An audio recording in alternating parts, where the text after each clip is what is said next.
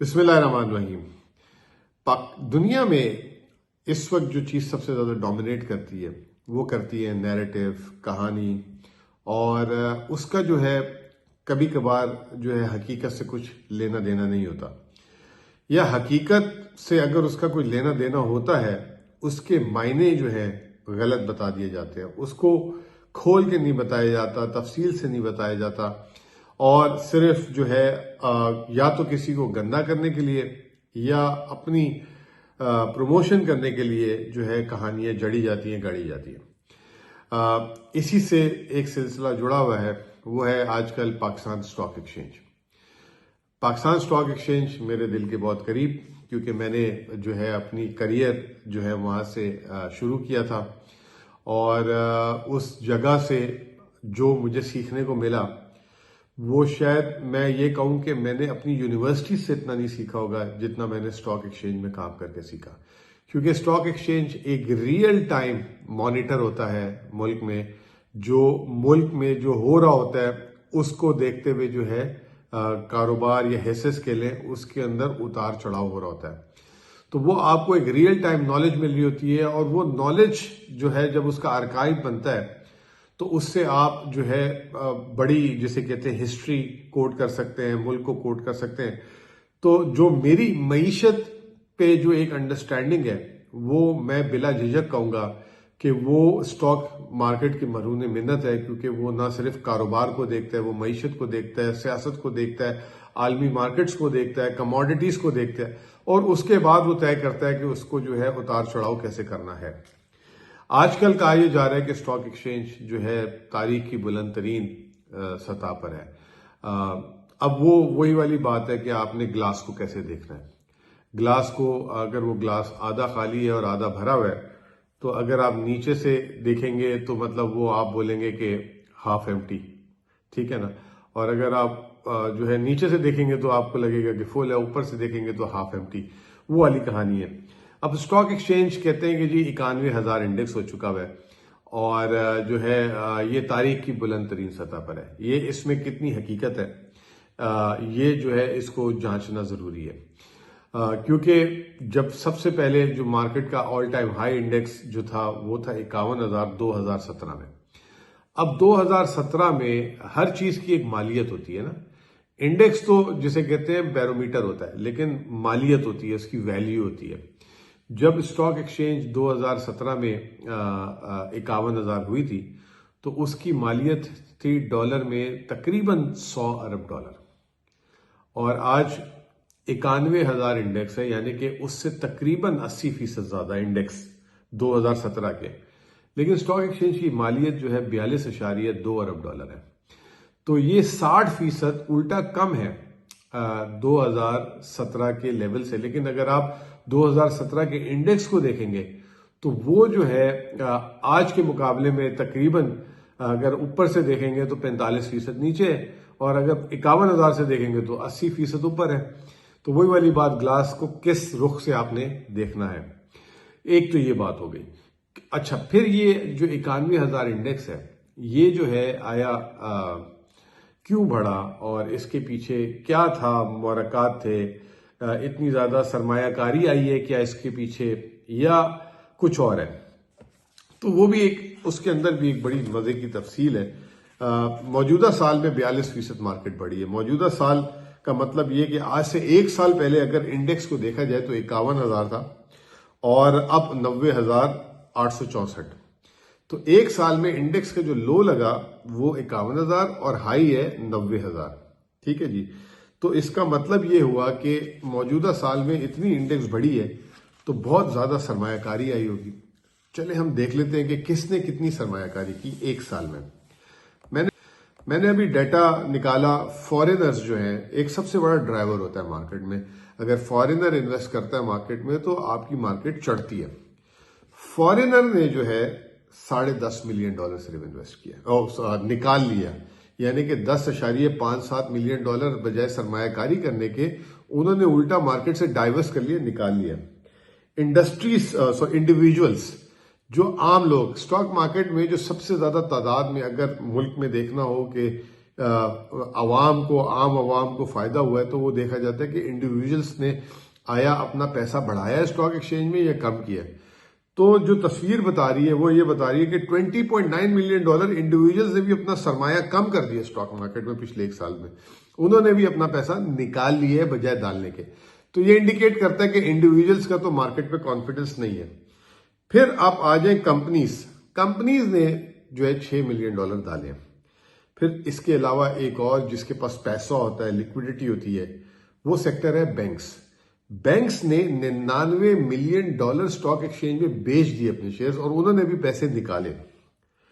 फिर ब्रोकर्स जो stock exchange का कारोबार चलाते हैं, उन्होंने भी $9 मिलियन के शेयर्स हिस्से बेचे एक साल में।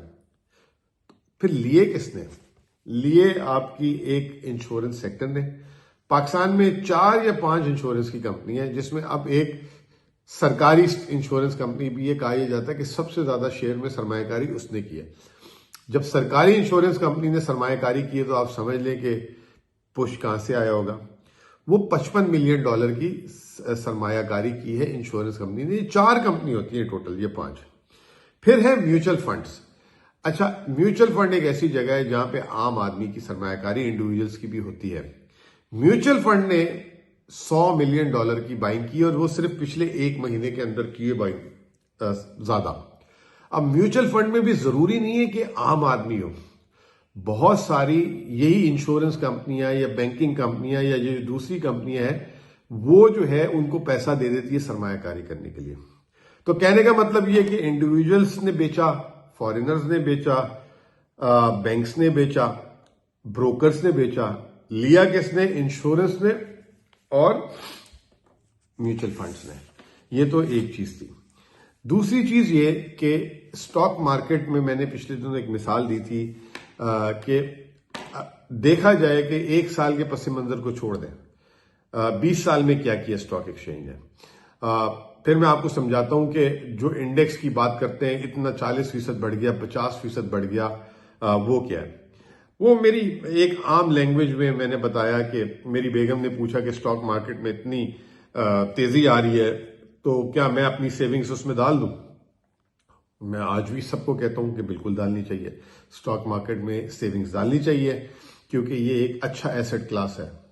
वो एक अलग बात है कि पाकिस्तान में जो है ज्यादा लोगों ने इससे कमाया नहीं, नुकसान किया। तो मैंने एक मिसाल दी इसको। मैंने कहा 2005 में हमारी शादी हुई थी तो उस वक्त सोना था 10,000 रुपये तोला, और ये हकीकी बात बता रहा हूं।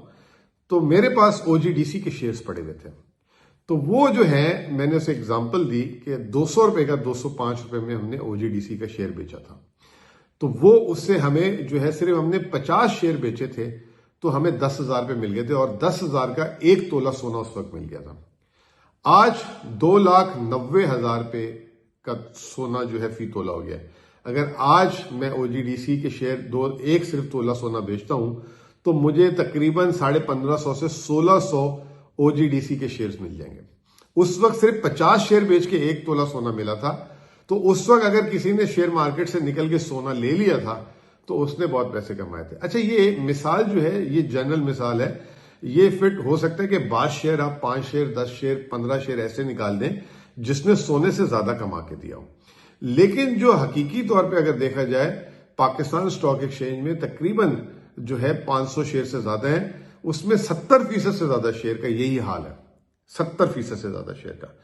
तो मैं इसमें आपको डिस्करेज नहीं कर रहा, हमारी स्टॉक मार्केट ने बहुत ज्यादा मिस हैंडल किया। अब दूसरी बात यह कि हम कह रहे हैं कि 1 साल में हमारी मार्केट 40% बढ़ गई। देखिए, ये जो फीसद में हम जब बात बताते हैं ना, ये भी बड़ी मिसलीडिंग होती है। एक चीज 50 रुपए की थी और वो उसकी कीमत गिर गिर के 10 रुपए हो गई। अब मैंने 50 रुपए की ली हुई है अब, लेकिन हुआ ये कि वो 10 रुपए की हो गई थी 1 साल पहले। 1 साल के बाद आज वापस जो है वो 10 से बढ़ के 15 रुपए हो गई। तो अब हम कह रहे हैं स्टॉक मार्केट में 50% बढ़ाव आ गया। ओ भाई, 50% बढ़ाव आ गया, लेकिन मेरा जो रेट था 50 रुपए का वो आज भी वहीं खड़ा हुआ है। मतलब वो 50 रुपए और 15 रुपए हुआ है। मेरा एक दोस्त है, वो मुझे कह रहा था कि मैंने दुबई में घर लिए हुए थे, वो अब बहुत अच्छी प्राइस होगी, मैं उसको बेच रहा हूं। तो मैं वैसे भी हम भी पढ़ते हैं अखबारों में, टीवी में भी सुनते हैं कि जी दुबई में बहुत प्रॉपर्टी मार्केट में तेजी आई है। ये दुबई की इन्वेस्टर्स के लिए जो है खास तौर पे मैं बात करना चाहूंगा। तो बड़ी तेजी आई है दुबई में, बड़ी स्टॉक मार्केट में तेजी आई है, ओ सॉरी प्रॉपर्टी मार्केट में। तो उसने जो है 1 बेडरूम कोई फ्लैट लिया था गरीब ने 7 लाख धर्म का, और वो जो है तक 2000 मतलब मेरे ख्याल से 10-12 में लिया था शायद ऐसे ही।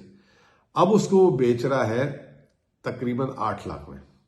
तो 15 साल में 1 लाख उसने धर्म कमाया। अब उसकी सेटिस्फेक्शन किया कि जब मैंने उस वक्त भेजा था तो मेरे धर्म थे 29 रुपए के, अब मुझे जो है 80 रुपए का धर्म मिल रहा है, और बीच में जो किराया मिला है वो जो है मेरा बोनस था।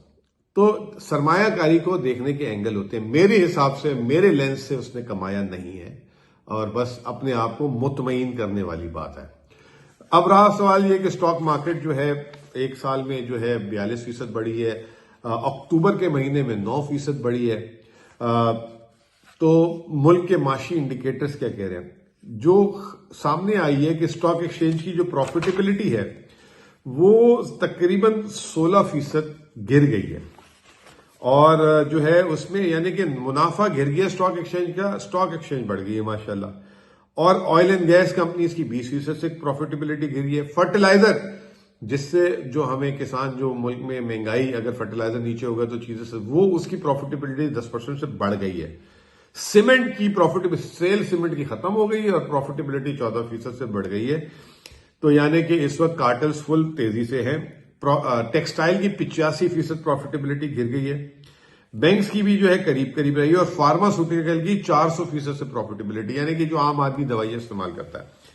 तो प्रॉफिटेबिलिटी गिर गई है और वो बढ़ गई है। और महंगाई जो है हमारे मुल्क में 7.7% तेजी की वजह बता रहे हैं कि जी एक तो महंगाई कम हो रही है 7.7%, फिर जो है गवर्नमेंट ने कुछ अपने जो है उधार जो डेट दिया था वो बाय किया है, सऊदीया वाले आए थे, 26वीं अमेंडमेंट हो गई। तो ये तमाम चीजों की वजह से जो है हमारी वो बढ़ गई।